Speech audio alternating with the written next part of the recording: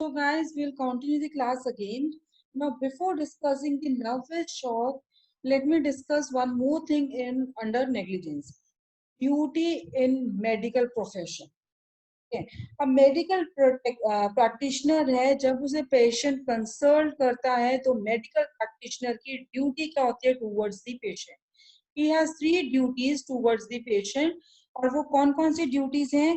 पहली ड्यूटी है आपकी duty of care in deciding. Duty of care in deciding whether to undertake the case और not. ठीक है. सबसे पहली ड्यूटी क्या है? ये डिसाइड करना है कि उसे केस लेना चाहिए या नहीं चाहिए. Any doubt guys? नेक्स्ट क्या है? Duty of care in deciding what treatment to give. ठीक है. फिर अगर उसने ये डिसाइड कर लिया है कि वो केस लेना है तो नेक्स्ट ड्यूटी क्या मेडिकल प्रैक्टिशनर की कि ट्रीटमेंट क्या देना है. ठीक है. What treatment would be given. Third duty क्या है? Duty of care in administration of the treatment. किस तरह से उसको ट्रीटमेंट दिया जा रहा है. सो अगर ये ब्रीच ऑफ इन ड्यूटीज का ब्रीच ऑफ ड्यूटी हो गई है तो एक्शन आप ये नेग्लिजेंस का एक्शन होगा फॉर द पेशेंट. ठीक है. so that means the medical practitioner is negligent in his duty towards the patient. So there is a case law, Dr. Lakshman Balkrishna Joshi versus doctor Trimbak Bapu Godbole. So son है जो respondent का, he was about 20 years of age और उनका accident हो गया था जिसकी वजह से उसके लेफ्ट लेग में फ्रैक्चर आ गया था. सो डॉक्टर है, डॉक्टर ने उन्हें एंथीसिया नहीं दिया था पेशेंट को, बट उन्हें सिंगल डोज दे दी मॉर्फिया इंजेक्शन की. सो उन्होंने क्या एक्सेसिव, जो डॉक्टर था एक्सेसिव फोर्स यूज की है in going through the treatment, जिसकी वजह से शॉक हो गया, शॉक लग गया. ठीक है. शॉक आ गया, पेशेंट की डेथ कॉज हो गई. So doctor he was held guilty of negligence by the supreme. Now ये मध्य प्रदेश हाईकोर्ट के सामने भी प्रोफेशनल नेग्लिजेंस का क्वेश्चन आया था in the case of Ram Bihari Lal versus doctor J N. Srivastava. So plaintiff की वाइफ थी, उनको एब्डोमिनल पेन स्टार्ट हुआ था. सो डिफेंडेंट डॉक्टर ने उन्होंने अपना ट्रीटमेंट स्टार्ट किया और ऑपरेट कर दिया for the appendicitis. Is it clear? देखो, एब्डोमिनल पेन स्टार्ट हुआ था और ट्रीटमेंट ऑपरेट कर दिया किसका? अपेंडिक्स का.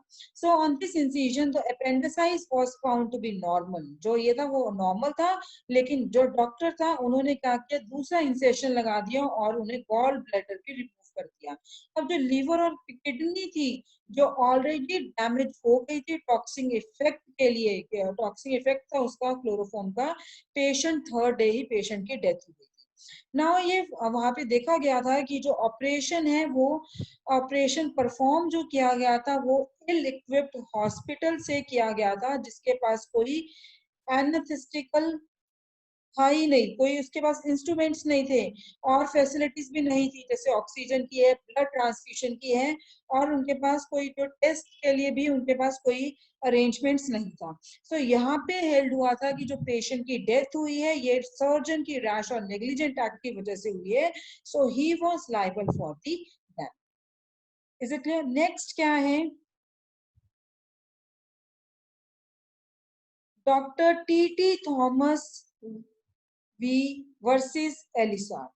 ये केरला हाईकोर्ट का केस है. यहाँ पे भी इमरजेंसी ऑपरेशन परफॉर्म करने के लिए डॉक्टर फेल हो गए थे to save the life of patient.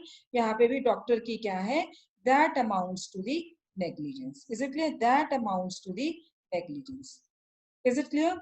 So this was the topic regarding the negligence. अब now we are going to discuss about the nervous shock. ठीक है. nervous shock क्या है? nervous shock किस तरह से आपको शॉक लगता है?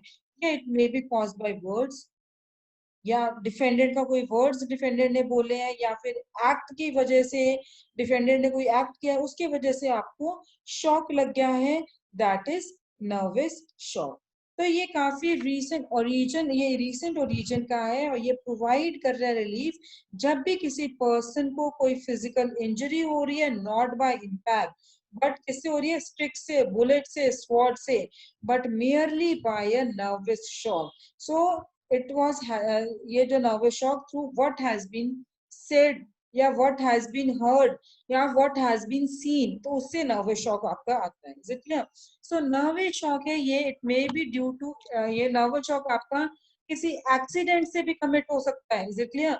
It may be induced by the accident also due to the defendant's negligence on, उसने कोई डिफेंडेंट ने गलत स्टेटमेंट दे दिया, फॉल्स स्टेटमेंट दे दिया, जिसकी वजह से आपको शॉक लग गया। सो क्वेश्चन अराइज होता है कि जो शॉक और इलनेस है वो इनफैक्ट नेचुरल है, डायरेक्ट कॉन्सिक्वेंसेस है रॉन्गफुल एक्ट या डिफॉल्ट के। अगर वो है तो इलनेस है, नॉट द शॉक, वो मेजरेबल डैमेजेस को क्या फर्निश करते हैं आपके। Is it clear? Measurable damages को फर्निश करते हैं। नेक्स्ट आपका क्या, केस लॉज इसके रिगार्डिंग देखिए, Hambrook versus Stokes Bros, Hambrook versus Stock Bros, तो ये भी आपका इंग्लिश केस लॉ है। इसमें केस में क्या हुआ था कि जो डिफेंडेंट्स हैं, देवर डिफेंडेंट के जो सर्वेंट्स हैं वो उन्होंने मोटर लॉरी किसी स्टीप स्ट्रीट के टॉप पे अनअटेंडेड छोड़ दी है और उसका इंजन भी रन कर रहा था। इसलिए इंजन भी चल रहा था। सो लॉरी है वो अपने आप ही चलने लगी और उन्होंने, वो लॉरी है बहुत वायलेंटली उन्होंने रैन डाउन किया। तो प्लेंटिफ है, प्लेंटिफ की जो वाइफ है, वो उस स्ट्रीट पे चल रहे थे अपने बच्चों के साथ, वहां पे जा रहे थे स्ट्रीट से, तो उन जैसे ही वो जा रहे थे तो had just parted with them a little below a point where the street made a bend. ठीक है, तो जब वो जा रहे थे उन्होंने एकदम से देखा कि लोरी आ रही है, तो वो हड़बड़ाहट में एकदम से बेंड हो गए हैं और बहुत ज्यादा वो डर गए थे कि उनके बच्चों को कुछ ना हो जाए। सो जिस बाय द टाइम वो मतलब इस सीन से बाहर आए हैं तो देखा एक बच्चे को चोट लग गई है। सो उस वजह से उनको नर्वस शॉक हुआ जिसकी वजह से उसकी वाइफ की डेथ हुई है। अब इस केस में ये हेल्ड हुआ था कि ये नेसेसरी नहीं है कि जो शॉक है, शॉक अराइज होगा reasonable fear of immediate personal injury से to oneself. So defendant है, they were held liable, even जो कि जो लेडी है वो नर्वस शॉक से सफर कर रही थी, वाज नॉट हरसेल्फ, लेकिन जो इंजरी हुई थी उसके बच्चे को हुई थी। सो ये शॉक था, यहाँ पे वो लायबल होंगे, जो डिफेंडेंट्स हैं they will be liable. Is it clear?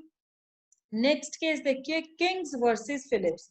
Kings versus Phillips में क्या है कि जो टैक्सी ड्राइवर है उन्होंने अपनी टैक्सी कैब को नेग्लिजेंटली ड्राइव कर रहे थे और उसके एक जो बच्चा ट्राईसाइकिल चला रहा था, मोटरसाइकिल चला रहा था, तो वहां पे क्या है, उस बच्चे को मार दिया। ठीक है, और सॉरी मार नहीं दिया, उसको काफी चोटें आ गई थी। चाइल्ड की, बच्चे की जो मदर थी वो अपने घर में थी और 70 to 80 यार्ड्स के दूरी पे ही था उनका घर। तो जैसे ही उन्होंने अपने बच्चे की आवाज सुनी, उन्होंने देखा विंडो से कि कैब है वो उसके बच्चे के बाईसाइकिल से बैक हो रहा है। तो उन्होंने क्या किया, वो बच्चा नहीं देख पा रही, ठीक है, उसको लगा कि बच्चा है, शायद बच्चे की कैब के नीचे बच्चा आके मर गया, तो उस वजह से उनकी नर्वस शॉक से नर्वस शॉक उन्होंने सफर किया। जब उन्होंने केस फाइल किया डैमेजेस का, यहाँ पे हेल्ड किया कि जो टेस्ट ऑफ नेग्लिजेंस है, that is the mother was, ठीक है, कि टैक्सी ड्राइवर है could reasonably have forcing the risk of damage to her. So यहाँ पे क्या है कि यहाँ पे वो नेग्लिजेंट है, नर्वस शॉक है या नहीं है, तो यहाँ पे ऐसा नेग्लिजेंट नहीं था। यहाँ पे कोई भी वहां पे there was a duty to take care और failure in that duty has caused the damage. So उस वजह से यहाँ पे मदर को कॉम्पनसेशन मिलेगी। Is it clear? नेक्स्ट क्या है आपका, मैकलॉन वर्सेस ऑब्रेन। जो प्लेंटिफ के हस्बैंड हैं उनके 3 बच्चे इन्वॉल्व है रोड एक्सीडेंट में। ठीक है, प्लेंटिफ के हस्बैंड और 3 बच्चे वो रोड एक्सीडेंट में इन्वॉल्व थे जो कि डिफेंडेंट की नेग्लिजेंस की वजह से कॉज हुआ था। सो जो एक बच्चा था उसकी डेथ हो गई है और जो हस्बैंड है डेथ हो गई थी। So one child was killed और हस्बैंड और 2 बच्चे हैं उनको काफी चोटें आई थी, बहुत बुरी तरह से इंजर हो गए थे। जो प्लेंटिफ है एक्सीडेंट के टाइम पे वो 2 माइल्स की दूरी पे थे। ठीक है, तो यहाँ पे क्या हुआ था, जब उनके एक्सीडेंट के बारे में बताया गया, प्लेंटिफ को साथ के साथ हॉस्पिटल में लेके जाया गया था कि जहाँ पे उन्होंने देखा उसके हस्बैंड और 2 बच्चे हैं वो बहुत बुरी तरह से इंजर्ड है, और उन्होंने सुना कि उसकी जो एक बच्चे की डेथ हो गई, डॉटर की डेथ हुई थी, तो उसके रोन उन उस वजह से कि बच्चे की डेथ हो गई उसकी वो सुन पा रही थी, सो इस वजह से उनको नर्वस शॉक लगा। तो हाउस ऑफ लॉर्ड्स ने क्या कहा कि जो प्लेंटिफ का क्लेम है डैमेजेस का for nervous shock, even though she was not at or near the scene of the accident at the time of shortly after, तभी नॉर्मल शॉक से वो सफर्ड हुई है, तो इस वजह से यहाँ पे डिफेंडेंट है नेग्लिजेंट है, इसलिए defendants they are the negligent, so उन्हें कॉम्पनसेशन मिलेगी। Next Page versus Smith. अब जो प्लेंटिफ हैं जो इन्वॉल्व थे मोटर एक्सीडेंट में due to negligence of the defendant, उन्हें कोई फिजिकल इंजरी नहीं सफर किया था, इज इट क्लियर?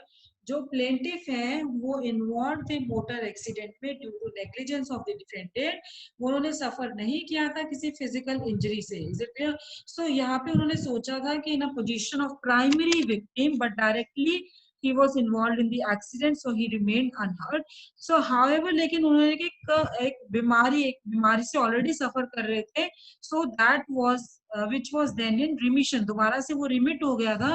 so जो प्लेंटिव जो इलनेस थी जिससे प्लेंटिव सफर कर रहे थे वो एक रिजल्ट था मोटर एक्सीडेंट से, जिसकी वजह से उनको शॉक भी आया था। तो अब यहाँ पे क्या है कि यहाँ पे उन्होंने कहा जो बैलेंस था मेडिकल ओपिनियन का वो उससे इफेक्ट कर, जहाँ जैसे बताया प्लेंटिव को कि वो मतलब उनको इस बीमारी से सफर कर रहे हैं, तो उस वजह से उनको नर्वस शॉक आ गया। अब यहाँ पे क्या है, डॉक्टर की एक ड्यूटी है, मेडिकल प्रैक्टिशनर की ड्यूटी है कि वो प्लेंटिफ को उसकी बीमारी के बारे में बता दे। सो यहाँ पे क्या है, उसको डैमेजेस मिले हैं या नहीं मिले हैं, ठीक है, वो एक्सीडेंट की वजह से यहाँ पे प्लेंटिफ को डैमेजेस मिले। clear? So guys, this was regarding the topic negligence. तो negligence में हमने negligence का डिस्कस किया, nervous shock का डिस्कस किया है, is it clear? So on Monday we are going to discuss about the trespass. तो trespass की कुछ forms हैं उसको हम डिस्कस करेंगे, जैसे battery है, assault है, false imprisonment है। Now guys, if you have any doubt regarding any of the topic of torts, you can ask. No doubt. सब समझ में आ गया आप लोग को? Hope you are clear with the all the concept. So let me ask you some question. Just a minute.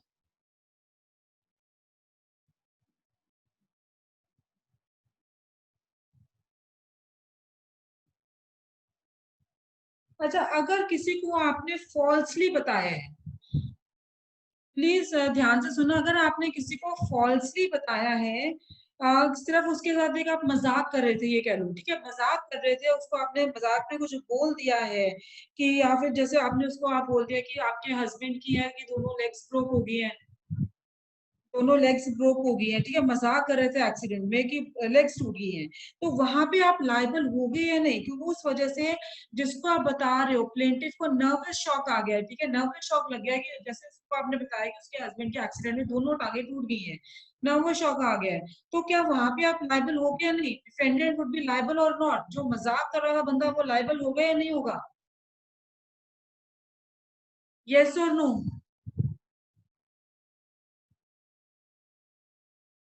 हाँ जी, अदिति, कुणाल, सिमरन, सुनिधि, तनु, anybody,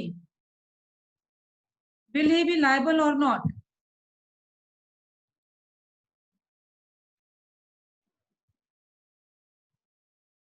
Guys, he will be liable, चाहे आप मजाक कर रहे हो, देन ऑल्सो अगर उसको नर्वस शॉक आ गया आपके मजाक से, then you are liable for it. Is it clear?